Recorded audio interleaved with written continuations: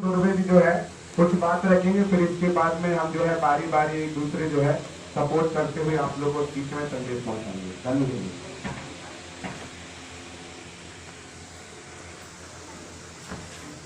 सबसे पहले शिवलिंग विराजमान समस्त शक्ति वेद पुरखाओं को मेरा सेवा जोहार। यहाँ की क्रीड़ोदाई, मेड़ोदाई, पन्नड़दाई और यहाँ पर उपस्थित सभी मातृशक्ति, पितृशक्ति, सभी क्रांतिकारी युवा साथी, आप सभी को भी सादर सेवा जोहार। और मैं सेवा जोहार करता हूँ यहाँ की आयोजक समिति, जिनके सहयोग से अपना जीवन का अमूल्य समय निकाल करके हमारे सगा समाज को, समुदाय को एक आर्थिक क्रांति की ओर सजग करने के लिए आपने भरपूर प्रयास किया। मैं आपको भी सेवा जोहार करता हूँ। और मैं सेवा जोहार करता हूँ इस गोटुल के माध्यम से, शिक्षा संस्थान के माध्यम से इस आर्थिक क्रांति के जनक हमारे सम्मानीय तासव टेकाम दादा और मरकाम जी उनके साथ में आए, उनके साथ में चलकर आए छत्तीसगढ़ से पेंद्रो दादा। मैं आप सभी के चरणों में सादर सेवा जोहार करता हूँ। और एक बार मेरे साथ सभी लोग नारे लगा लीजिएगा। बड़ा पेंता सेवा सेवा, सजैर पेंता सेवा सेवा, शिवनी के समस्त पेन शक्ति पेड़ पुरखाओं के चरणों में सेवा सेवा सेवा सेवा। कल जो मैंने 5 मिनट का समय दिया था, मैंने क्या बात रखा था, किस किस को पता है मैंने क्या बोला था? मातृ शक्ति, पितृ शक्ति बताइए। मैंने जो फीडबैक में जो दिया था, क्या आप लोगों को याद है मैंने क्या बोला था, क्या बात रखा था? अगर आपको वो बात 1% भी याद नहीं है तो मेरा बोलना शायद व्यर्थ है। अगर टेकाम जी की जितनी सारी बात बोली गई है, अगर आपको 1% भी याद नहीं है तो हमारा प्रयास कहीं ना कहीं असफल है।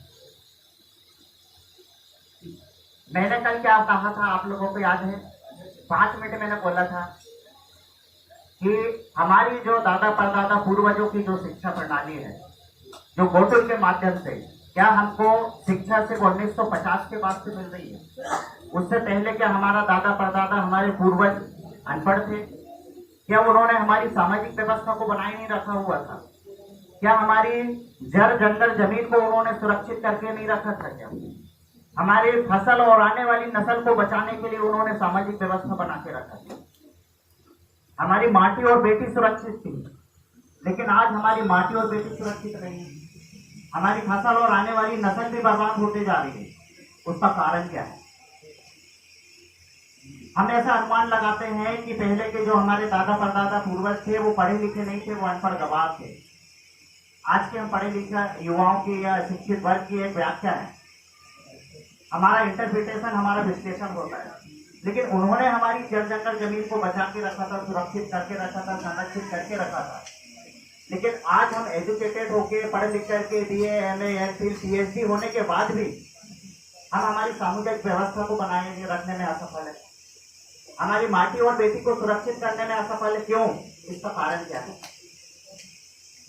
कहीं ना कहीं ऐसा प्रतीत होता है कि शायद हमारी शिक्षा प्रणाली में प्रश्न चिन्ह उठते हैं कि जो शिक्षा प्रणाली कल मैंने बोला था 2 फरवरी 1835 ब्रिटिश पार्लियामेंट में लॉर्ड मैकाले ने कहा था कि मैंने भारत के उत्तर, दक्षिण, पूरब, पश्चिम, पूरा भारत का भ्रमण किया, भारत के राज्य क्षेत्रों का भ्रमण किया। भारत में मुझे कोई भी ऐसा चोर, भिखारी या लुच्चा, लफंगा एक भी देखने को नहीं मिला, बल्कि मैंने यहाँ क्या देखा? बहुत ही योग्यवान, कुशलवान एक ऐसे समुदाय को देखा जो कौशल है, एक स्किल्ड है। और भारत में इतना खान खनिज संपदा है, बहुत है। हम तब तक इस देश को, यहाँ के लोगों को गुलाम नहीं बना सकते, इस देश को अपने अधीन नहीं कर सकते जब तक कि यहाँ की शिक्षा प्रणाली को हम बदल न दें।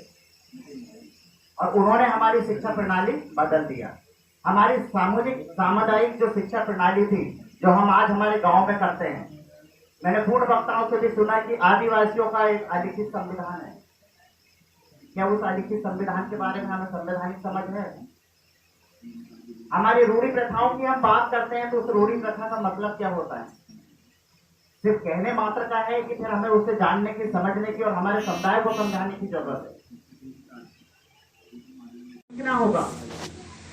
सलाहकारों से इसमें धैर्य रखने की जरूरत है, इसमें संयम रखने की जरूरत है, इसमें बड़े बड़े सलाहकारों से, बड़े बड़े बिजनेसमैनों से सलाह लेने की जरूरत है, सीखने की है। ये संयम को, धैर्य को, उसको हमको सीखना पड़ेगा, तब जाके हम आर्थिक गण व्यवस्था की व्यवस्था को समझेंगे, तब जाके हमें सक्सेसफुल, एक सफल बिजनेसमैन, एक व्यापारी हम बनेंगे। इतना आसान नहीं है व्यापारी बनना कि हम, पहली चीज तो पहला सिद्धांत ये लागू होता है कि हम बीज बोए नहीं और फल की चिंता करने लगते हैं।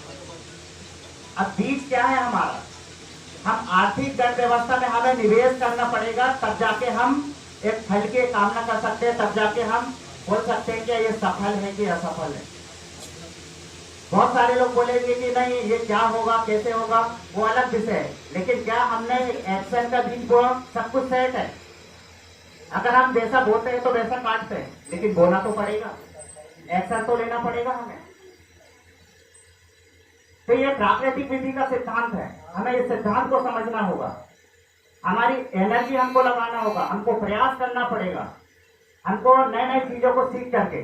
प्राकृतिक विधि सिद्धांत क्या बोलता है कि हर दिन 1 घंटे हम नया सीखेंगे तो हमको एनर्जी, एफर्ट और इंटेंशन ये मल्टीप्लाई होकर मिलता है, मतलब गुणक भाग में हमको रिटर्न मिलता है। वो कैसे, उदाहरण समझिए, एनर्जी, एफर्ट और इंटेंशन ये मल्टीप्लाई होकर हमें रिटर्न मिलता है। हम हर दिन अगर कुछ नया सीखेंगे तो 90 दिन बाद हमारा दिमाग ऑटोमेटिक ही तेज हो जाएगा। शैतान दादा ने उस चीज को फॉलो किया होंगे, इसलिए उनका दिमाग कुछ इस करता है। क्या आप हम सब नहीं कर सकते? हर दिन हमें कुछ एक नई चीज सीखना होगा, हमको आर्थिक गण व्यवस्था को समझना होगा, तो 90 दिन बाद ऑटोमेटिक हमारा दिमाग तेज हो जाएगा।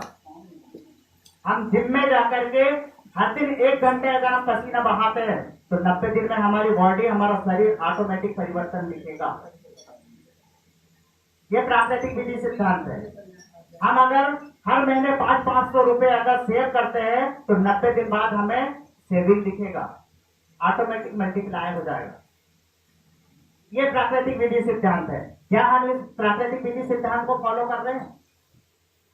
क्या हमारे अपने लोगों को इस प्राकृतिक विधि सिद्धांत को हम समझा पा रहे हैं? नहीं समझा पा रहे हैं। इसलिए नहीं समझा पा रहे हैं क्योंकि हम ये नेचर का रूल को, इस प्रकृति का रूल को नहीं समझ पाए। अगर हमें इसे समझाना है तो हमें एनर्जी, एफर्ट और इंटेंशन को समझना होगा कि कैसे मल्टीप्लाई होकर हमें रिटर्न मिलता है। हमें बीज बोना होगा और वो बीज है एक्शन का बीज, हमें एक्शन लेना होगा, सब कुछ अपने आप होता है। ये है प्राकृतिक विधि सिद्धांत।